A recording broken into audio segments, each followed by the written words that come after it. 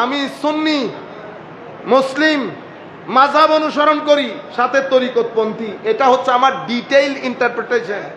এই কবরস্থানে গিয়ে কোন মুরব্বির লাশ তুলে জ্বালাই ফেলবে, আপনাকে হুসাইনিয়ত বুঝতে হবে, ইয়েজিদিয়ত বুঝতে হবে। কারণ ইয়েজিদিয়ত উগ্রতা এবং অশান্তি অস্থিরতার নাম, হুসাইনিয়ত স্থিরতা মানসিক প্রশান্তি এবং শান্তির নাম।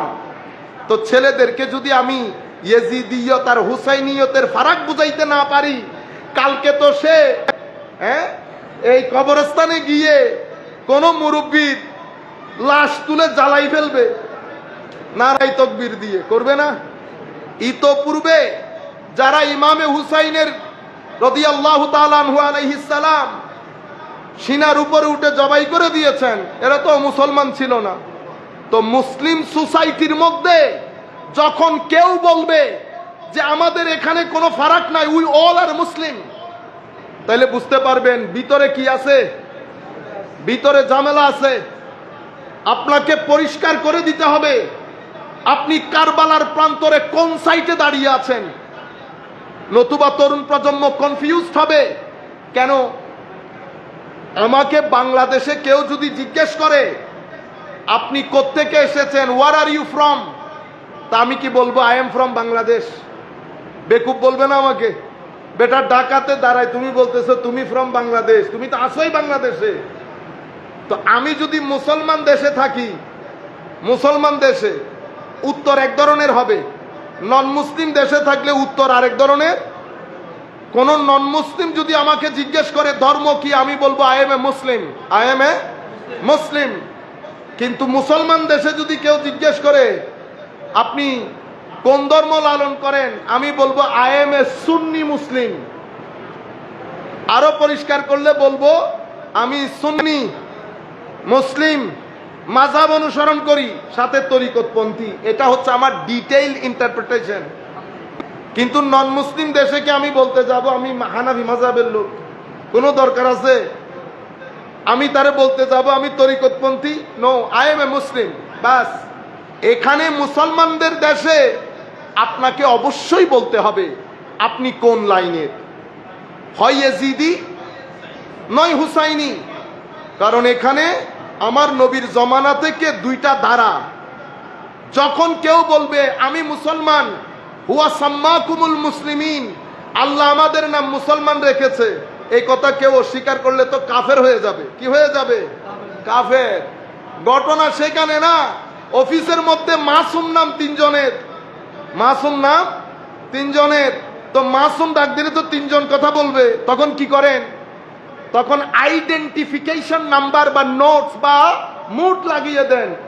Masum manager, Masum officer, Masum cashier. বুঝতে পেরেছেন?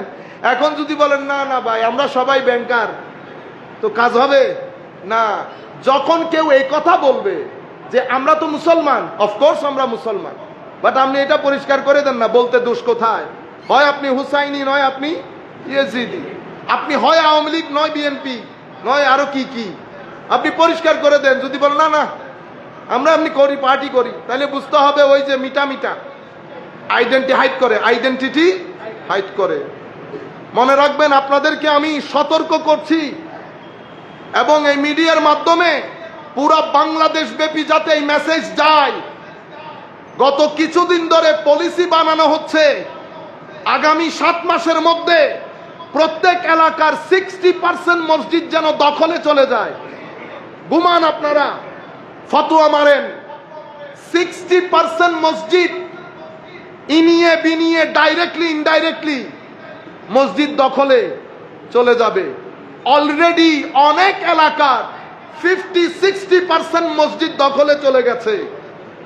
নাম্বার 1।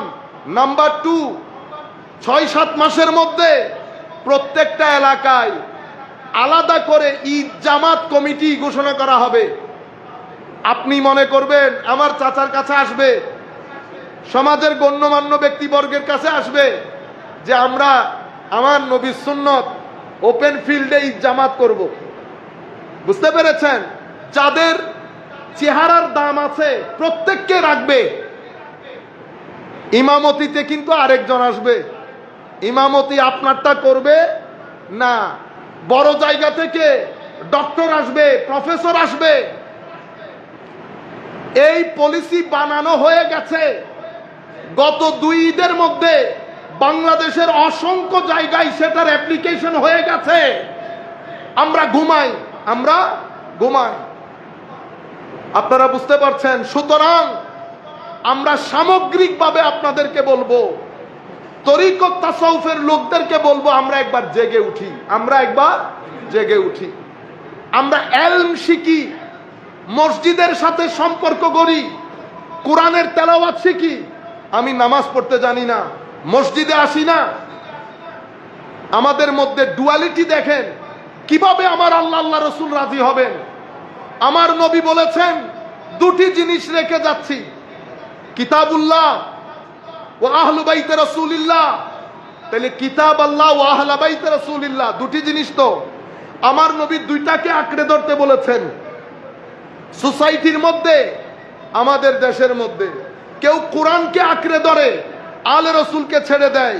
কেউ আলে রসুলকে আঁকড়ে ধরে, কোরআনকে ছেড়ে দেয়। আমি আগে আমারটা বলি। আমরা যারা আলে রসুলের মহব্বত দাবি করি, আলে রসুলকে গ্রহণ করি, আমরা তাদের আদর্শকে গ্রহণ করি। মোস্টলি কোরআনের তিলাওয়াতি করতে জানি না, বুঝা তো অনেক দূরের কথা। তাইলে আপনি একটা রেখেছেন, একটা ছেড়েছেন। আর কেউ কোরআন কোরআন কোরআন, কোরআনের পাখি, মানুষ কোরআনের পাখি। পুরা মুহররম মাস চলে গেছে, আলে রসুলের ভাষা কথা জবানের মধ্যে আসেই নাই। একটা এফরাত করেছে, একটা তফরিদ করেছে। আমাদের মেসেজ এতেদালে, তরুণ প্রজন্মকে বলছি, কোরআন পড়া শিখেন, নতুবা ইমাম হুসাইন খুশি হবেন না। হুসাইনিয়ত, কোরআনের তিলাওয়াত, কোরআনের তালিম যতটুকু নিতে পারেন নেন। এরপরে কোরআনের নূর, কোরআনের মধ্যে 2টি জিনিসের কথা বলেছেন, হেদায়েত এবং নূর। গাইডেন্স কোরআন থেকে, হেদায়েতের নূর আলে রসুলের সিনা থেকে নেব। 2টা মিলে ধর্ম। এই 2টা জিনিস আমাদের সোসাইটির মধ্যে মিসিং হচ্ছে। আমরা দিন বদিন হুসাইনিয়ত বলতে বলতে কোরআন ছেড়ে দিচ্ছি, কোরআন বলতে বলতে হুসাইনিয়ত ছেড়ে দিচ্ছি। 2টাকে একসাথে করতে হবে। এটা আজকের মাহফিলের মৌলিক মেসেজ। সুতরাং আমরা চাইব, আপনারা যারা যেখান থেকে বসে আলোচনা শুনছেন, যারা কোরআন শরীফ পড়তে জানেন না, তারা কালকে থেকে অন্তত কোরআন শরীফ শিখার কাজ করেন। বেটা, কোরআনে পাক আপনার মেন্টাল হিলিং এ গুরুত্বপূর্ণ ভূমিকা পালন করবে। আপনি ঘুমাইতে যাওয়ার আগে, এখন তো আর কোরআন শরীফ নিয়ে বসতে হচ্ছে না, মোবাইলের মধ্যে কোরআন শরীফ আছে, একটা পেজ পড়ে তারপরে শুয়ে পড়েন। কোরআন শরীফ পড়া ছাড়া বিছানায় যাবেন না। বিছানায়, এটা আল্লাহর পক্ষ থেকে বান্দাকে দেওয়া একটা বিশেষ মহব্বতের চিঠি। এত চিঠি পড়েন, এত নিউজ পেপার পড়েন, আমার আল্লাহর কোরআনই পড়েন না, এরপরে বলেন আমি হুসাইনকে মহব্বত করি। এটা ডুয়ালিটি হয়েছে। পাঞ্জে গানা নামাজ, বড় বড় ওয়াজ, বড় বড় নুক্তা বলে কোনো লাভ নাই। বেটা, পাঞ্জে গানা নামাজ আপনার স্পিরিচুয়াল হিলিং এর মধ্যে অনেক গুরুত্বপূর্ণ জিনিস। সুতরাং সামনের সময় অনেক ভয়াবহ হবে, সামনের সময় অনেক অস্থির হবে। আপনারা নামাজমুখী হবেন। বলতে যেটা চেয়েছিলাম, একটা সবর, একটা শুকর। পৃথিবীকে আমার আল্লাহ সুখ দুঃখ, সাদা কালো 2টি জিনিস দিয়ে সাজিয়েছেন। ছেলেরা যখন 2-3 দিন একটু দুঃখের মধ্যে থাকে, আই খোদা, আল্লাহর সাথে রাগারাগি শুরু করে দেয়। মনে হয় যেন একদিনে আমিন সাহেব হয়ে যাবে। একদিনে আমিন সাহেব একদিনে কখনো হয় না। আপনি যখন ওই রাস্তায় হাঁটবেন, তো ওই রাস্তা পিচ্ছিল, ওই রাস্তার মধ্যে শুধু ফুল বিছানো থাকে না, কাটা বিছানো থাকে। সবর এবং শুকরের কাপড় পরে সামনের দিকে যেতে হয়। কেন? কতক্ষণ পরে দেখবেন একটা কাঁটা ঢুকে গেছে, তখন সবর করতে হবে। সেই কাঁটা দিয়ে অনেকক্ষণ হাঁটতে হবে, কারণ আপনি বিশ্বাস রাখবেন পায়ে যখন কাঁটা বিঁধেছে তাইলে বুঝতে হবে সামনে পানির সন্ধান আল্লাহ দিবেন। কারণ আমার আল্লাহ যখন পরীক্ষা করেন, আমার আল্লাহ একটা ইঙ্গিত দিয়ে দেন যে এই পরীক্ষার পরে একটা সুদিন অবশ্যই আসবে। কখনো আপনার সারা জীবন দুঃখে থাকবে না। ইন্না মাআল উসরে ইউসরা, ফা ইন্না মাআল উসরে। আল্লাহ আপনি অবিশ্বাস করবেন বিদায় আয়াত একই দুইবার বলেছে। সুতরাং হে তরুণ, আপনার জীবনে যদি দুঃখ থাকে, মনে রাখবেন যখন আপনি হালাল রুজির জন্য ঘাম জড়াবেন, সেটা আমার আল্লাহর কুদরতির খাতার মধ্যে নাম এসে যায়, নাম এসে যায়। একবার দুইবার, 1 মাস 2 মাস যখন ঘাম জড়াইতে থাকবেন হুসাইনিয়তকে ধারণ করে, হুসাইনিয়ত আল্লাহর রহমত পাওয়ার অন্যতম একটা ওসিলার নাম। হুসাইনিয়তকে ধারণ করে যখন আপনি গা থেকে ঘাম জড়াবেন, তো সেদিন থেকে মাথায় রাখতে পারেন আল্লাহ অবশ্যই আপনার জীবনে সফলতা আনবে। যদি সফল হতে দেরি হয় তো মনে করবেন গুনাহ কিছু এমন হয়ে গেছে, আমার আল্লাহ চাচ্ছেন সেই গুনাহগুলা ঝরিয়ে ফেলতে, যাতে কবরে ঢুকার সময় হুসাইনি সৈনিকরা নিদাগ হয়ে ঢুকতে পারে, দাগহীন যেন ঢুকতে পারে। সুতরাং আমি আশা করব আপনারা এই বিষয়টা বুঝবেন। আমি আবার রিপিট করি আপনাদের জন্য, দুঃখ আসবে, কষ্ট আসবে, আপনার আমার দায়িত্ব হচ্ছে চেষ্টা চালিয়ে যাওয়া। যখন চেষ্টা চালাবো তখন হুসাইনিয়তকে ধারণ করে চেষ্টা চালাবো। যদি ইয়াজিদিয়তকে ধারণ করে চেষ্টা চালান, সফলতা আসবে।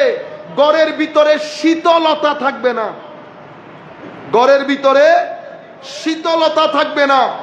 সফলতা আসবে দুনিয়াবি হাইসিয়তে। যদি সফলতা এবং শীতলতা দুটি কামনা করেন, হুসাইনিয়তকে ধারণ করতে হবে। প্রত্যেকটা ইট উঠিয়ে দেখতে হবে নিচে পানি আছে কি না। যদি ইট বেশি উঠাইতে হয়, কখনো কখনো নিরাশ হবেন না। ইট বেশি উঠাইতে হচ্ছে কারণ গুনাহ বেশি করে ফেলেছি, গুনাহ বেশি করে ফেলেছি। আমার আল্লাহ চাচ্ছেন ইট তুলে তুলে ঘাম জড়িয়ে আমার গুনাহগুলা যেন ঝরে যায়, যাতে শান্তি, শীতলতা এবং কবরের মধ্যে ঢুকার সময় যেন দাগহীন ঢুকতে পারি। আপনারা বুঝতে পেরেছেন?